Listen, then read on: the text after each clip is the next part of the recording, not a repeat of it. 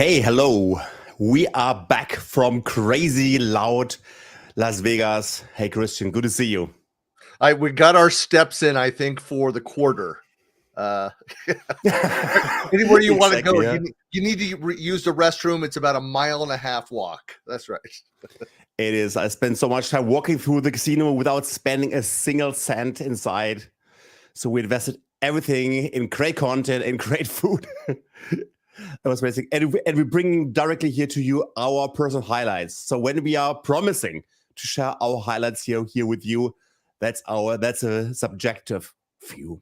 So Christian and myself, we worked at the Rancor booth. We didn't spend 8 hours watching conference sessions. So we've joined a few. 1 week in advance, we've been to the MVP Summit in Redmond, next to Seattle, in the Microsoft headquarters. So we already were briefed there. So it's just a very personal summary, and don't blame us if your favorite Microsoft 365 product is not listed here. I should add, I was in between those events, the Microsoft MVP Summit up on Microsoft campus. I was then in Denver at the Comms V Next. So with all my unified communications friends and MVPs. So in between, I had 3 weeks of nonstop travel. Which is great. It's crazy. So I really feel you when happy to be back at home. Good to be home. Yeah. So let's have a short look who is joining. I'm very happy that Nicole is also here. She also joined my last week's live stream together with April Johnham around the CoPilot experience. Wonderful questions, and Nicole joined because we promised to talk also about CoPilot. That's wonderful, and she's going to have a lot of questions around CoPilot. She already shared with me on Twitter. And there's also wonderful Pia. Hey, Pia, good to see you. She was also part of our core team in Vegas. Nicole is saying, oh, yeah. So half message. Rancor, welcome back, guys. Okay, super. Christian, I think it's ready to start the engine. We're going to provide you here a mix of slides and also a mix of videos. I have created especially video experiences around the CoPilot experience. So our session going on. Yeah, there's some exactly. major announcements. If for folks that are just coming in, I mean, so we've got a lot to show you. Things that are going to be slowly coming out over the course of the year. But yeah, why don't we do some introductions first? Exactly. Yeah, exactly. So let me start. I'm Ragnar, MVP, Microsoft Apps and Services, working here at Rancor as a Global Director for Partner and Alliances. Before I joined Rancor, I worked at Quest, and I spent 11 years working at Microsoft. That's the building on the right-hand side. And then I'm the host of the Alex and Ragnar show about hybrid modern workplace. I'm living here next to this beautiful castle on the left down lower row, close between Frankfurt and Hanover. And yeah, you can find everything on my Heil.de. That's where I'm sharing my Microsoft 365 blog post. And you can also find me at Ragnar.blog around my headset passion. And I'm also a Viva explorer. And this is my Viva avatar. The avatar is still called from the Quest times. It's Viva, my creator. I have to rename it now to Viva Governator. That's something what I have to talk with the Viva Explorer family. Christian, please introduce yourself. If somebody doesn't know you, that's right. I don't have my Viva Explorer or my Viva Explorer image yet. It's still being tweaked, I think. But I'm a longtime Microsoft MVP and Microsoft Regional Director. As you can see there, the Collab Talk, I've done community, Collab Talk podcast and AMAs and a monthly tweet jam for over a decade.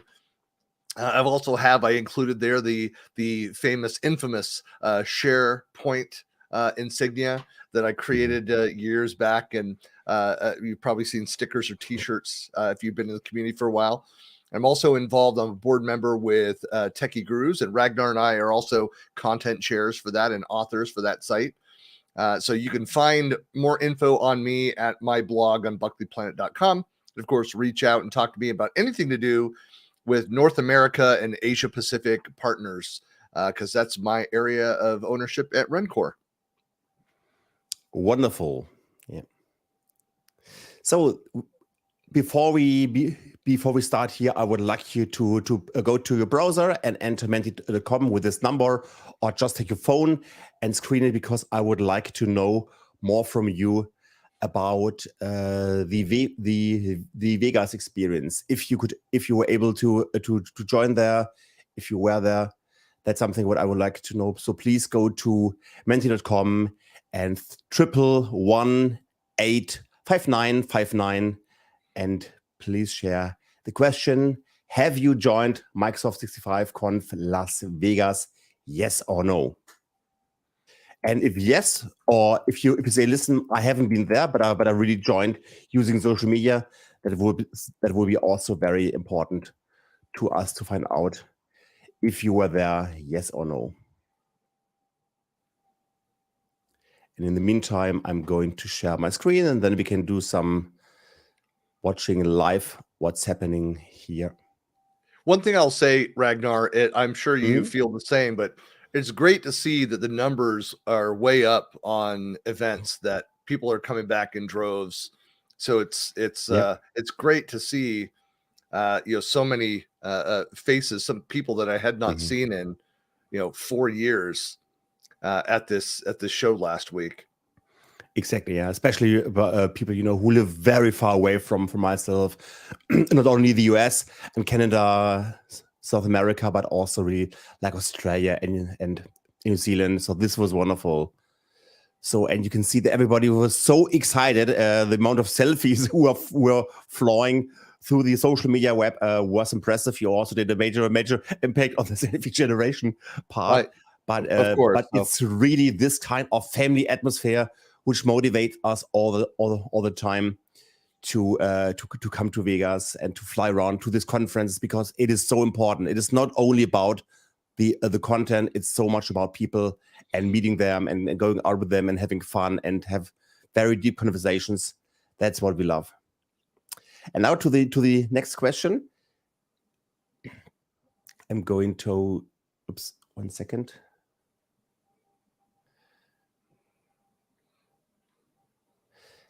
And now I'm going to the next question. Please share with us, what was your personal highlight? Your personal Microsoft 365 conference highlight. That's something what I would like to hear. Everybody has different highlights. I'm also going to share something with you, what my highlights are. Yeah, I'll throw in I know that you and we spent a lot of our time. You saw a few sessions. I was in the expo hall. Besides just seeing people in general, I had a fantastic conversation. I interviewed Caruana Gatimu and talked about the growth of the adoption.microsoft site and just that platform, and how that has evolved with the community input and how Microsoft looks at that differently. And one, for those that have been in the community for a long time, you probably remember a lot of what was the SharePoint and then the Teams and the Microsoft 365 community.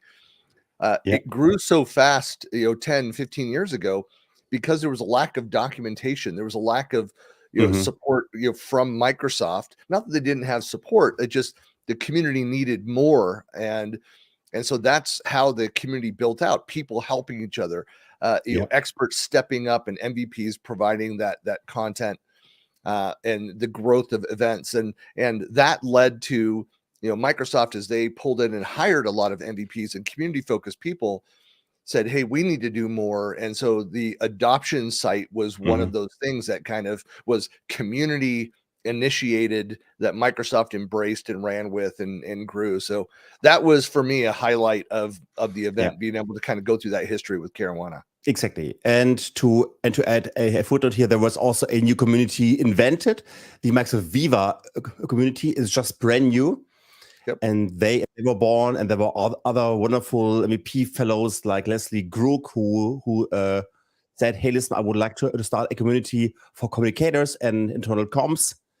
And so launch of new communities, and also new communities were born. And that's something which is so precious, that we are not going to conferences and go into a consumption attitude where we just listen and drink coffee and just listen, but we are there to create something new. I don't want to know how many blog posts, blog portals or podcasts and social media channels were born in these conferences. And that's, it's such an inspirational melting pot, and not only something where you just go and consume like in a cinema. Christian, okay, let's go to the most important thing for me personally. CoPilot was the biggest highlight for me personally, but also when I talked to, or when I listened to the leadership. So there was one story from Jeff Teeper and his manager Ragnar. He mentioned about the first time when they saw CoPilot in a room together with Bill Gates, and then Bill Gates mentioned in this room that CoPilot and OpenAI, especially OpenAI, was the most impressive thing he have seen in his whole life, next to a graphical user interface of a PC. And they also said which became Windows, right? I mean, you have Bill Gates exactly. saying this is second most to the creation of Windows. Yeah. So it's substantial. Yeah. And we talk all the time and always too much about the game changer and the killer apps, and that everything is going to change. But here for OpenAI and CoPilot, we have the first time the impression that this is truly a game changer, because it can save us so much time. And we've seen the examples, and I'm going to show them right now to you, how you can automatically generate code with CoPilot Visual Studio, when other times you would need to write for 1 week code, and it's generated in a few minutes. So the time-saving aspect is here just completely different than everything what we've seen in the last 30, 40 years. With CoPilot, I'm going to start right now. What about, let's start here in the Viva family. I'm going to show you a first video, and then we're going to discuss it about the CoPilot experience in Viva Engage, formerly known as Yammer. This is also where leaders can start drafting a post, for example, to share out quarterly goals with their organization. With CoPilot in Viva Engage, you can get assistance drafting your initial post to help your content have greater reach and engagement with employees.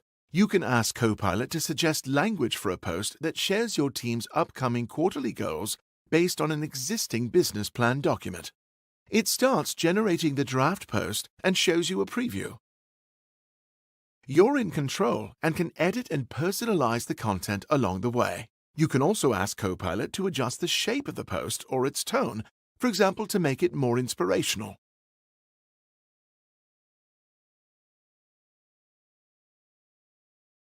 Images make content more impactful and engaging, and you can ask CoPilot to suggest some relevant photos.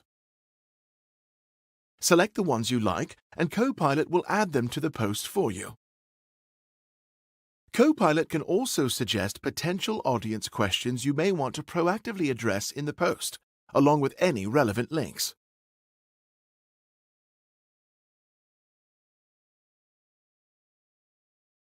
You can continue to edit and make any last changes before posting it to the team. After publishing, Viva Engage provides leaders with real-time feedback on user engagement.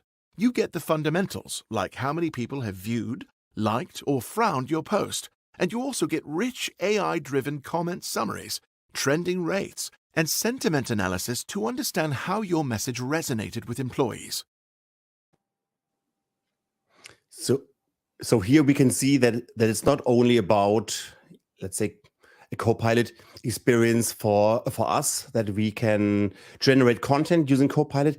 AI also helps to summarize conversations, to summarize threads, but also to summarize analytics. So it's literally everywhere.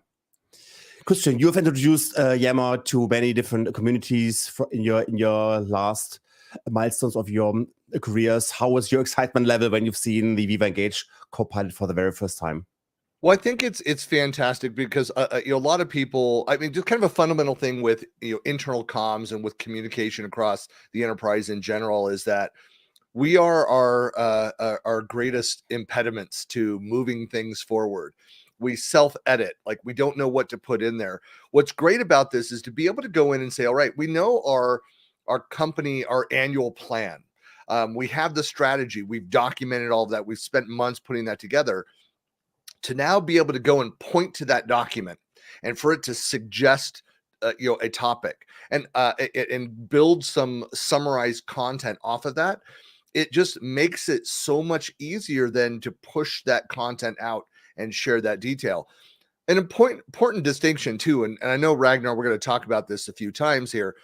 I love the name CoPilot. The fact that it is a co-pilot, it's not the primary pilot. It's, you still have that when it generates that text, it still relies on that human interaction to be able to go in, to add your own voice, to add your own words, not just what it's pulled from that document to auto create that summary. You need to go in and tweak that, add to that, so that it expresses what's unique to you and what it needs to be conveyed to the team. It can help with that. So it truly is a co-pilot, not a replacement. Like, this is not taking away somebody's job to go and promote this communication out. It's just dramatically speeding up that process. That's exactly also what Nicole means when she said, okay, so there is a need for special prompting, which said, listen, I need images, but currently the images show, I don't know, American divers or whatever, but I need EU because I need a certain flag somewhere or a certain kind of country symbol here. And that's something which is very important to really go deeper into the prompt and ask for the right things, because then they have value. Another one, note to self for the future, start creating folders for new documents to be featured in the next newsletter. Yeah, create a new newsletter template, go prompt, and presto. I've also got a full folder here in my personal OneDrive about all the prompts. I think I've got now hundreds of prompts, which I just saved. That is going to be a huge future. And what I like so much here is about that you can change the tonality, you can change the tone, because if you're using Viva Engage, then it's so important to address the right audience, because a pet lover or dog lover audience is different than a center of competence for AI, for example. So they need different tonality, they need different tone. Some are, for some, everything is more around photo sharing and video sharing in the Viva Engage storyline features. Others are more into let's share code, and we don't want to share photos. We just want to share code here in this center of competence. So it's very important that the CoPilot experience can address the right tonality, especially when it's a town hall setting where the CEO is talking. Then also we need a different tone here. And that's something where we're very optimistic around Viva Engage that it can offer it. I also like, go ahead. Yeah. I was just going to say that I also like the analytics that come off the backside of this, so that you can go, and if you're doing something for internal comms teams, if you're sending out like a weekly email, that's a summary of what the leadership team is doing. Go and look at the stats of that and see how you're trending, whether you're having that continued or growing impact. If you're getting the level of engagement that you typically see when you start to create a baseline for that activity, that you know that, hey, this week we pushed this out, we had the same template, the same format for this, and it really didn't land. Why? And so you can go and say, if we have half the number of people engaging with it, why? What is the sentiment analysis telling us? Is it just, it's not as positive? What was it about that? So you can go and investigate. But that's part of what I think we do that externally with marketing tools. We don't do that enough internally, looking at and understanding the trends. There's so much investments. In one of my next slides, I'm also going into the Viva Connections advanced analytics, because there we also see a new way how to analyze which audiences you have reached and which audience you could not reach, and so on. So a lot of investments into analytics in the core experience, but also in the office, in the administration part of Microsoft 365.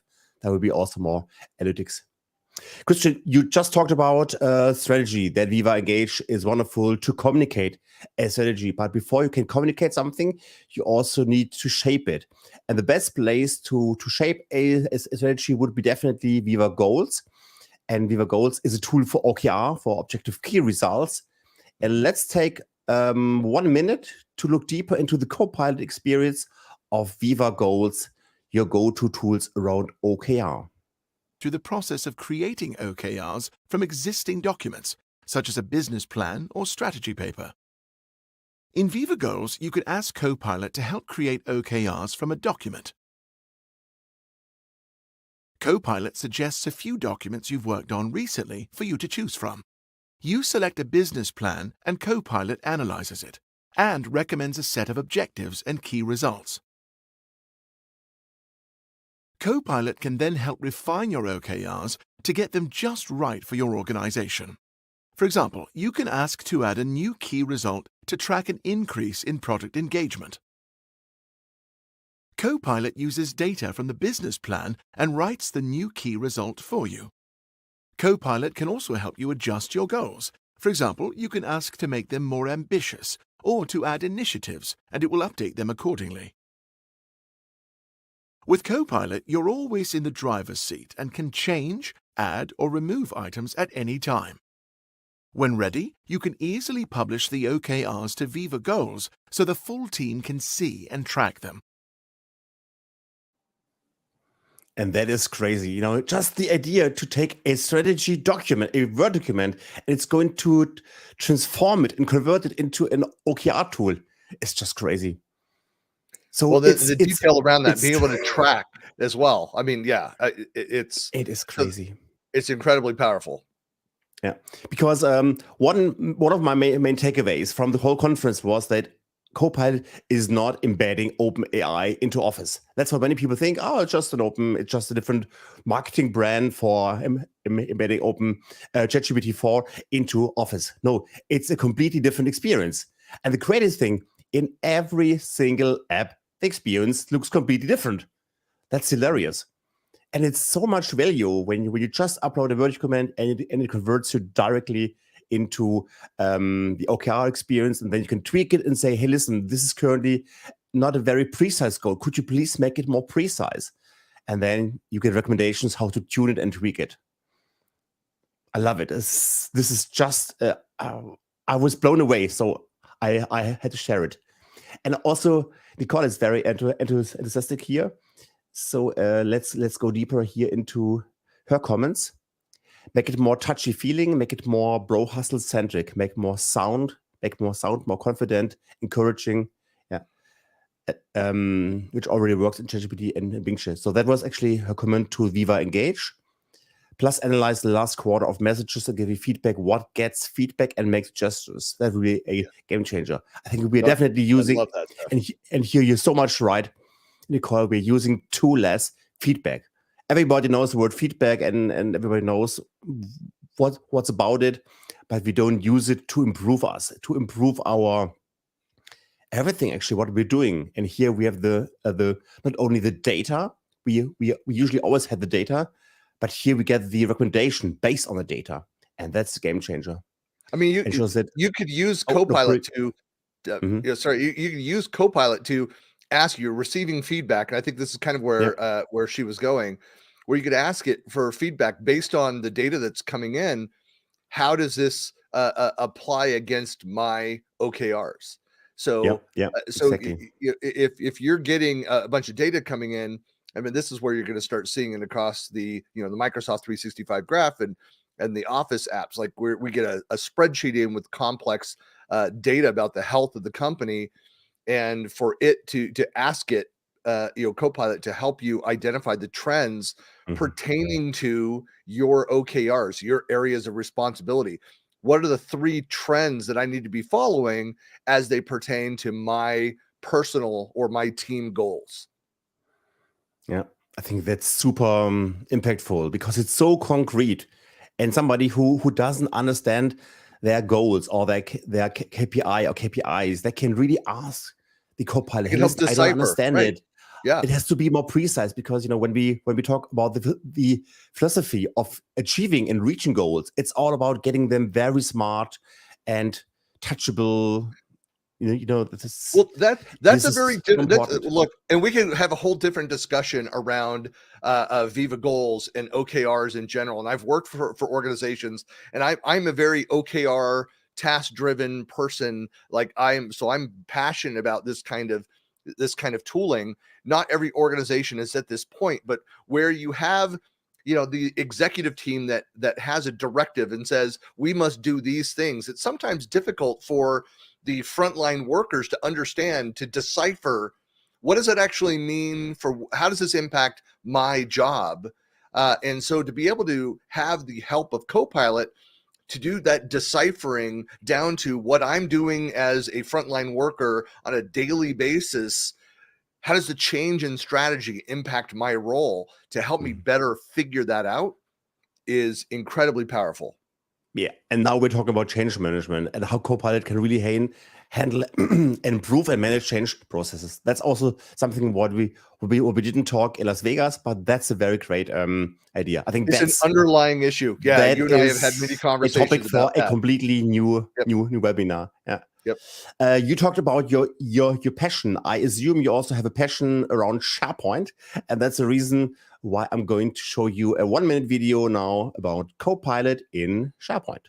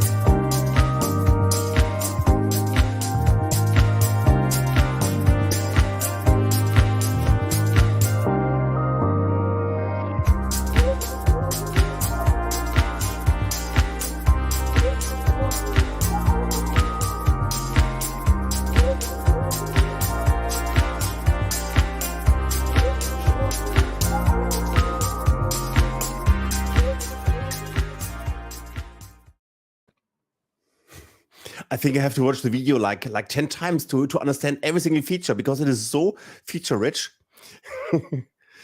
There's a lot there. We kind of joke about how the May the 4th event back in 2016, the big SharePoint event that was broadcast live from San Francisco. I was fortunate to be there in person for that major announcement. Was all about making SharePoint beautiful.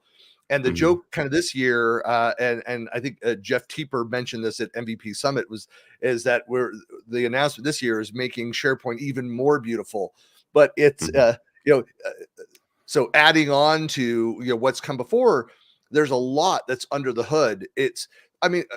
So one question here, I don't know if you got this thought, Ragnar, is that so much of what we just saw is about the creation process, the incorporation of design, the aesthetics of the site, making that very easy, similar to what we showed earlier with Engage, of pointing to a document and be able to create a site, pull it together based on a document, a PowerPoint that describes a product or a project. That's incredibly powerful with all the design elements. Incorporate, there's stuff going on with Stream. What I'm interested in seeing is the consolidation of SharePoint sites. I don't know that I saw that. Had a conversation with somebody at MVP Summit about that. I would love for CoPilot, and I'm sure we'll get there, to be able to say, all right, we have these two teams merging together. So what's the best way to merge these together? And can CoPilot help with the migration of assets and then the creation of that's interesting. new site? That's interesting. Yeah. Because we both have a very strong history in migration tools, and also Renko had a SharePoint transformation tool which helped to prepare and to do all the pre-migration steps before do the remigration, and maybe this kind of tools what we offered in the past could be done by CoPilot, because it's always the worst practice to do a migration by clicking off the migration button. You first have to do a lot of actions, and this analysis can be done definitely with a CoPilot. So I think there's a Or at least it can give you whether it does it or not, or it just shows you the path, and you still have to then go and use the tools and to go and do the work. But I could think it can really help streamline that process. Exactly, and also Microsoft offers this modernization scanner. But Johnson is doing an awesome job in analyzing if this site is ready for a migration to the modern SharePoint experience with the modern communication sites, the modern team sites. And all this can be maybe in the future done by CoPilot. So I think that the quality of migrations is going to increase when CoPilot is ready for analyzing the structure and the infrastructure. Agreed. Okay, let's finalize our CoPilot conversations with the last video. It's going to be all about Power Platform. In here, I had an interview last week with April Dunham while I was in Vega, and I just was cutting out 2 minutes here, 1 minute for CoPilot in Power Apps, and 1 minute for CoPilot in Power Automate. So stay tuned. For a process that we want to automate, we can click confirm, and this will use that GPT AI in the background and suggest a flow structure for us. So it suggested a recurring trigger, so it can run once a week. It's going to get those items from Dataverse, add it to a table, and send what that look. It's crazy how fast it is too. You see, like this is all real time, even with a slower internet connection, right? So we just confirm the connectors, and then it's going to take us now to that traditional experience that we're used to seeing when we're creating flows in Power Automate, so that we can just kind of fill in the gaps in the pieces here. Power Automate now, and this works, of course, in Power Apps as well. So we can use this in Apps and Automate, which is really super powerful. And speaking of apps, I don't know. So this is like some of the Power Automate stuff, but we have the same functionality in Power Apps in private preview right now. I'm eventually, going to roll out more broadly, but you'll see this new experience with the CoPilot for Power Automate, where we can simply tell it what we want to do. Like I want an app to track inspection reports.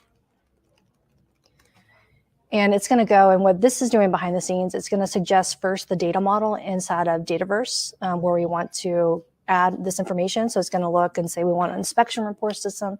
It's going to suggest some columns, information that we want to track. So a table schema in this case. So it's going to go through and do that. And then we can continue. You'll notice on the right-hand side, we have this CoPilot with us along the whole way as we're building out our application here. So it's going to suggest some things. And if there's stuff here that I'm seeing, like you can see it has inspection name, date, type, whether it's pass or failed. I can even ask it, give me more suggestions for columns. And it can even help me along the way of like, here are some other things that you might consider as I interact with this CoPilot. So it's going to get me, so these are all clickable buttons here. So I might want like a location, for example. And I can click on that and it will simply add that for me. And I can keep interacting with the CoPilot to build out this Dataverse table until I'm happy with it. And then, go to the next step. Crazy, yeah. Yep. So incredible, yeah. So that's also shows how versatile this CoPilot is, because on the one hand, it can create a table structure in Dataverse for Power Apps usage. But then you can also say, hey, listen, I'm not really happy here with the columns. Could you please rename columns? Could you please suggest me more columns? And then it's going to just modify the structure.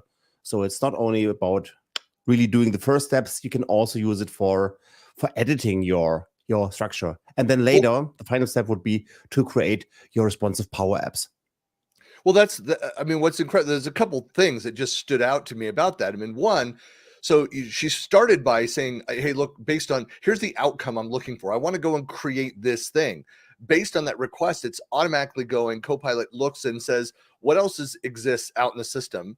And based on the request, and based on some of those suggestions, here's the suggested architecture, the location for these. Here's the various components, the data. Here's where the data should be. Here's different parts. Asking it, give me more suggestions, adding to that, again, based on what other people have built, learning from that, and then creating a solution that answers your natural language request, the outcome-based request to go and build something. I mean, that's just incredibly powerful. Even if it doesn't, if it's not going to be build it 100% to go, and you still have to understand enough about the solution to be able to go in and tweak things, to modify it, to change the syntax of the solution that you're building. But it could give you 80% of what you need just based on that natural language. That already saves so much time. Yep.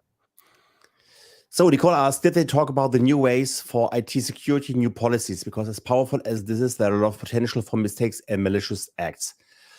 Good one, Nicole. Christian and I, we've been to the MVP Summit. I've joined the administration session for CoPilot, and they didn't share much about new policy. So it was not decided where the CoPilot administration part is going to be. The assumption is that the CoPilot will be in each admin center, so not one admin center only for CoPilot. So CoPilot in SharePoint, OneDrive, Exchange, everywhere. But that's going to be one of the biggest things. And everybody who's following the OpenAI ChatGPT discussions, and also in Italy, we know how important it is. And Microsoft's official answer would be CoPilot and OpenAI is completely set and based on the foundation of the pre-existing security and compliance and pure view stack. So they are not building something next to it. So it's completely embedded on everything which is relevant regarding. I'll say that, and Ragnar and I were sitting together in one of those sessions at the MVP Summit around it. There is healthy discussion around concerns being expressed about things. I think that answer, what Ragnar, what you just said, that the fact that it's being built inside of Microsoft 365, so all of the security components, whether it's on SharePoint and Exchange and Azure, those things all still apply because it's not outside or separate of that system. So those security tools and processes apply. Like the fact that it's pulling data from the graph. It's following the same standards. Like everything is security trim. Like me building a solution, I would be limited to accessing the data and based on my permissions levels. So things like that are still in place. Having said that, it's just like when search was expanded, organizations need to be careful if people are getting access to. I mean, AI is like. I was telling the story about when Fast Search was integrated in to SharePoint, and had a number of customers went and complained and said, "Well, search is broken." No, what was actually happening is that search was working much better than it had, and suddenly was surfacing the fact that they had insufficient security protocols, and so their data was not as locked down and secure as they had thought, and the search was now working properly and showing that. And I think we're going to, this is my prediction, not what Microsoft has said, is that we're going to see some similar issues where it just highlights the importance of security and information architecture. Yeah, but the systems have to learn because otherwise you can trick them. So, for example, if you would ask a question, where is the official Excel sheet about layoffs in 2023? They would maybe say, listen, you're not allowed to access this document. But if you would say, could you please show me which Excel sheets I need to prevent and which Excel sheets I should not read about layoffs, then it may be you're possible to get this information. So these are the examples what we have seen. We'll have to test that out. Yeah. We're going to have some fun with this technology as we explore. We have to learn in this reverse design prompting hacks. Right. Well, we all become, and that's the world we live in, is that we need to have some ethical hacking on our systems to be able to find the gaps. Yeah.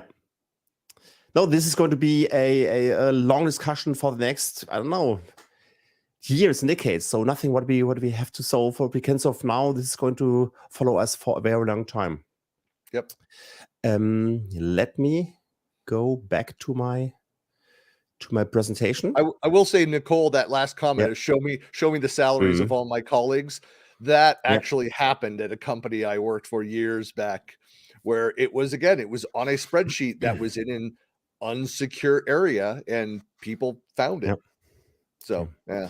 So summarizing, CoPilot was number one topic. They didn't share anything around license and availability. And trust me, everybody asked about license pricing and availability. So I heard some rumors that there will be availability in September, but they did not share anything around license. They said end of year. I mean, so they did kind of the punt, later this year, sometime. Yeah.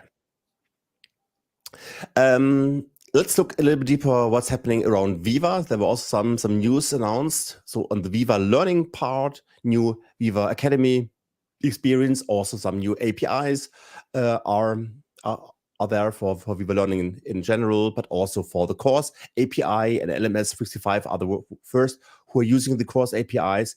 And now you can also access Viva learning on your web browser and not only in your Teams client. So that's the new endpoint.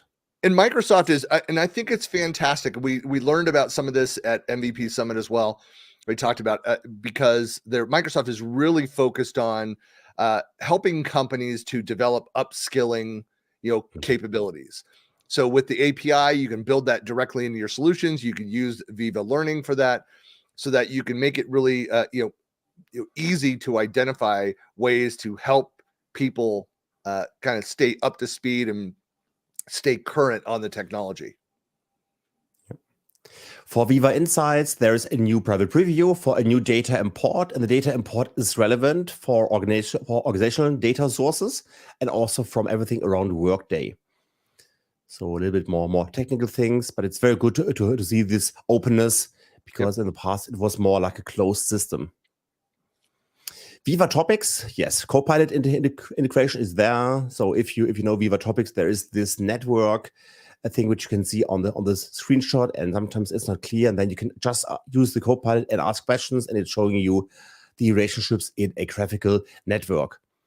There's also a Viva Answers integration. So formerly known as, Yammer had this feature called Answers, and this answer feature from Yammer was taken out into a new product called Viva Answers.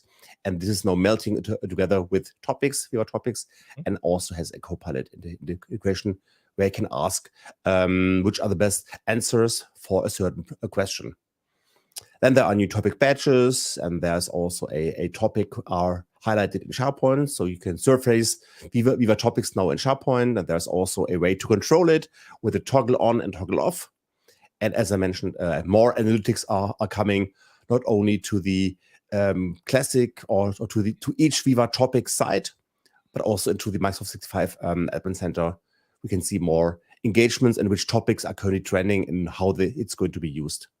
It's really going to help. CoPilot's really going to help with the administration of topics. Exactly. Yeah. So it's going to help more slides around analytics here for the connection side. So that's something what we haven't seen in the past. Overall traffic and which target audiences you can use, and also around Viva connections. Always stay tuned to follow the latest and hottest from Vesa's team around SharePoint framework. He also shared news how we can use now Microsoft Teams apps, and how you can build apps which are directly deployed into Teams, into SharePoint, and into Viva connections with just one single tweak in the code. You don't have to rewrite code, just do one single change, and then the app will be in Viva connections, SharePoint, or in Teams. So great news here also on the SharePoint framework side. SharePoint, yes, when we talk about SharePoint, the biggest announcement was actually the Brand Center. So Brand Center was, next to the CoPilot experience, the biggest topic, because finally we can use our own logos, our own typography, our own colors and style sheets in this Brand Center. So that's something what really, especially marketing, is waiting for since 20 years to really use their own fonts easily. And so Viva, and then the CoPilot experience is there. And CoPilot is also very, very strong, because Christian, you're working also with SharePoint since I don't know, more than 15 years. And it took us always in the on-premise worlds like days and weeks to get a beautiful SharePoint site up and running. And now you just say, hey, listen, CoPilot, I just need a conference website. The conference is going to be in Atlanta, and it's going to be from there to there. Please create an event website, which is with the registration form, and use some Atlanta. Use the branding. I mean, if you think about it in this way, a lot of conferences, like if we're going to do a conference site for the people that are on that team, and we have a lot of assets, a lot of organization for this event, and maybe Ragnar and I are speaking at that conference, they'll provide a PowerPoint template for the speakers. We can go and build a SharePoint site based around the design, the look and feel of that branding of that deck. Yep. So Yep, I mean, exactly. it's like we showed in the video earlier. I mean, it's just incredibly powerful. The design, it's making SharePoint even more beautiful and functional. And maybe we've also seen the end of SharePoint Lookbook, where we just could choose between 5 or 10 different lookbooks, because now it's so easy and it just takes only a very few minutes to get their own style and to roll out your own SharePoint. It's just like center. exactly. It's like I'm a big fan of PowerPoint Designer, because I'm one of those people that I'm just so envious of those people that have that skill to make PowerPoint look beautiful. I don't care. I'm functional. Yep. Add in my content, whatever the default template is. Now you can, it gives you suggestions. That's basically it's PowerPoint Designer brought to SharePoint. It's the same kind of idea, exactly. Same kind of idea. And we also see here, yeah, please. And I was going to say, and around the topography, I was explaining this to my wife, who's a designer, and I mentioned, like, for example, that you could bring your own font. If your company has a very unique font that you use, like, you can bring that in. And her answer was, because she's into typography, she's like, you've never been able to do that before? Like, no. She's like, that's exactly, like a deal killer for her company if they had not been able to do that. Very good point. Very good point. Yeah. And this whole templating experience, what we have seen now in SharePoint Designer, and now in PowerPoint Designer, and now in SharePoint, is also important for the Viva Amplify integration, because the communication people, they just want to communicate. They just want to write a text about a new event or internal town hall event, and they just want to write it down. And with Viva Amplify, it's not only about measuring the success of the distribution, but they can really write once and then choose the channels. And then it's going to look different in Viva Engage. Maybe Viva Engage, it has got like 2 columns, in SharePoint like 3 columns. Publishing to email, it's going to have 1 column. So just one single publishing tool, and then they can choose go to mail, go to Viva Engage, go to SharePoint, and go to Viva connections. So that's also what they have shown, and that's very important. That because these people don't want to go to every single tool and just copy and paste always the same text. They want to write it once and then publish it to different channels. Well, Amplify is basically for marketers. I mean, it's for I mean, so much about these announcements, it's all about internal comms, as we've said again and again. And what Amplify is doing, it's basically a marketing tool inside the enterprise. So you can go and build and track campaigns internally. So this is something that is incredibly powerful. It syncs up with what you do externally as a marketer. I mean, we have the ability to go and to publish out to all the social sites and to our website and those things to track then behavior, to see what people are actually doing, where they're engaging. You now have that ability with Amplify across SharePoint, across formerly Yammer, now Engage, across social, across all those sites, so that where your people internally are consuming data and engaging with that data. Yeah, and at the end, you also need less tools, because there is a new video templates. You can use now the Clipchamp integration. Microsoft has acquired Clipchamp as the video editing tool. I went to this morning. It's impressive. So I don't use it every single day, but I go there every month, and the improvements are just super impressive for Clipchamp. And that is, I think, something specific for SharePoint too, is the fact that you can have video-centric sites. So there are new templates. That's what that means, is that there's a lot that's happening with Stream as well, with the video editing. But you can, for the first time, you can actually create video-centric. A lot of organizations have been moving towards video over the written word for a long time. And now you have the ability to go and serve that up and have video focused sites within SharePoint. Yeah. And also you can also change images, photos using shape cropping. So not only cropping with the rectangle, but also cropping with with circles and ovals, filters, color adjusting, text overlay. So lots of good news around SharePoint. SharePoint's brother, OneDrive, has also some major announcements. For example, there is now one new view where all share files are visible. So in case you see, listen, or you want to declutter and spring break your tenant, how we call it in our Ranko webinars, this is also the way you can see which files are shared with others, like externals or internals. That's also helpful to get back into control of your shared files. Then there is a new people view, because from the psychological point of view, we know that sometimes we don't know how the document was called. So a finder experience, especially on the MacBook, is not so easy. But if we know who shared it with us, and then we just use the people view to go deeper and find the right document in a shorter time. There's also a new. This was very popular. Everybody was applauding colored folders. That is Colored crazy. folders. Such an easy feature, and people love it. Colored folders. It's sometimes those basic little things. It's incredible. Yeah. Yep. And people love it so much. Yeah. Which makes sense, because we're visual creatures, and to be able to go and color coordinate those things so that you know that, hey, all of my company or project related are fuchsia, all of the the offsite it's blue, and it's fantastic. No, Nicole, I didn't hear anything around photo icons. So this improvement was just around the colors. Maybe just in another 10 years, Nicole. Yeah, exactly. Just 16 different colors you can choose from. Yeah. Then we have the meeting file view, which is quite interesting because we're sharing so much screenshots in meetings that sometimes it's so difficult to find everything back, because you have to go to every single chat and scroll through the chats of individual chats and meeting things. And here there is a meeting timeline experience. So you just go to your date, just go to the time, and then you find the meeting file view.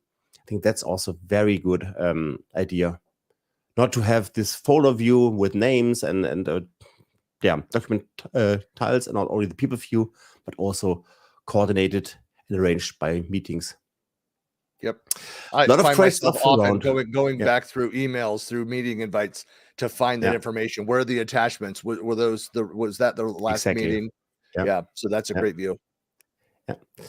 Around Microsoft Teams, to be very honest, please correct me if you have a different observation, but Teams was not so super big, huge topic on this conference. So it maybe just CoPilot was everywhere, but Teams was not so huge. But there were also some great announcements, and I just picked my favorite ones.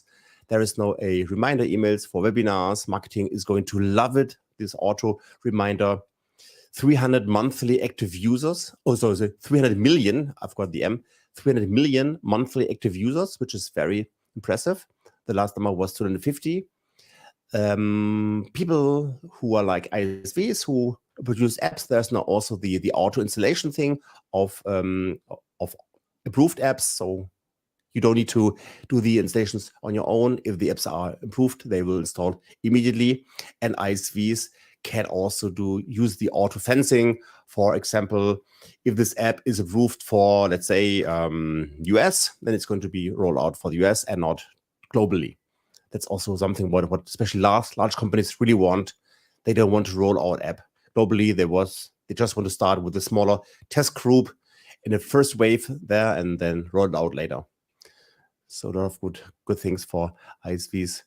Cloud attachments in the mobile app. That's also nice. When you work with your phone, you can attach the OneDrive files using chat and channel. And then also a very nice feature, it's automatically lowering the hand when somebody stops or finishes speaking. Yep. Because so many times, the hand is still there. Your hand's still up. You have to remind people. I know it's again, it sounds silly, like a simple thing, but that's a big deal for reducing meeting clutter. Funny features. Yeah. Yeah. And one of my favorite features is actually the follow meetings. That is great because sometimes you want to get the meeting summary. You want to get the meeting recap with the transcriptions and with the links and with the files and with the recording, but you don't have time to join the meeting. In the past, what you need to do is join the meeting and then, just leave the room and leave it. But now you can follow the meeting without joining it, and then you get the full experience with this, as I mentioned, transcriptions and recordings. That's a very nice thing for people who have 2 less meetings and 2 less times. You leave the biggest for last, though. Yeah, exactly. So Teams 2.0 is the new tenant rolled out for Windows. The Teams.0 has improved massively in using memory, so it's just faster, more performant, and also the tenant switching is so much better. You can easily switch now tenants, and also you can get notifications from other tenants. So in case you are in your home tenant and somebody is mentioning on the other tenants, you can get the notification and you can reply immediately without the need of switching directly to this other tenant. That's very, very useful. Yep. And I think you can also join. What was the other experience? You can also join a meeting on the other tenant you are not rolled in or something. It'll switch you. It'll do the logical switch. Instead of joining you from the wrong tenant, it'll switch you over. Yes. So it improves that process. Exactly. Yeah. That's also great. So that's actually all what we had prepared. If you want to know more about the roadmap, we can strongly recommend to join. Sorry, Susan, the MVP logo is covering your name. SusanHenley.com on Twitter. She shared a few days ago the roadmap summary. I don't want to ride through the whole roadmap. There are some slides.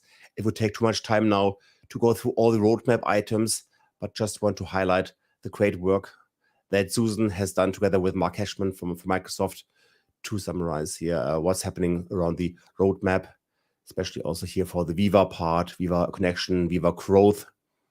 So we're not talking only about the Viva products. We're talking now about the pillars, growth, insight, and also purpose. So check out the Susan Henley's Twitter account, and thanks here for the summary.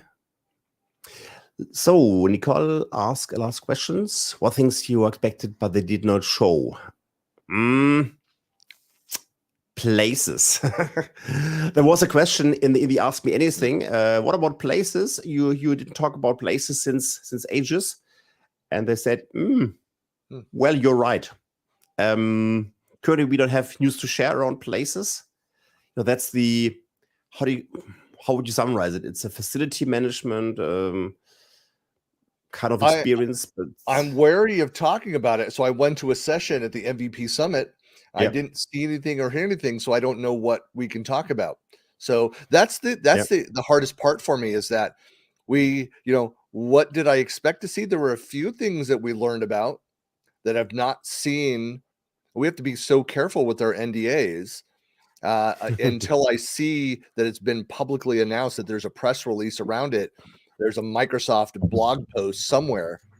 I'm wary to talk about that, to speculate on, so I expected a couple things that I didn't see, but I can't say what those things are.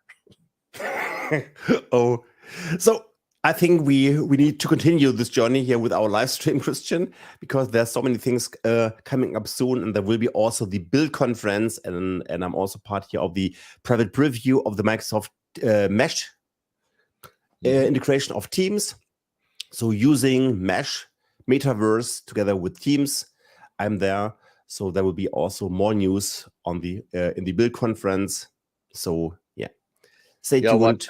But we're going to cover neither of us things. plan on going out for that event in person, because it is a hybrid event, but we'll be watching that remotely and we'll share more news. But when the Build conference is there and the private preview of the Mesh for Teams is over and it's going to be public, then we can also do some fancy stuff like streaming my Oculus Quest VR classes into this stream, and then you can see how this metaverse experience with Team looks like. Great. 60 minutes, 1 hour. That was a wild ride through the Microsoft 365 conference in Las Vegas. Christian, thanks much for being here. And to our audience, please ask your questions. We're going to end the broadcast right now, but you can still ask questions here on the YouTube or LinkedIn channel, Twitter, wherever you're watching us, Facebook. Thanks for being here. And I think, Christian, we are going to have more live streams in the future. So many things are coming up, and we have to digest what we've seen and also share our excitement. And Nicole, thanks much for being here. Awesome questions, especially around CoPilot. Yeah. Thanks so much. Always great chatting. And thanks everybody for watching. Super. Bye-bye, everyone.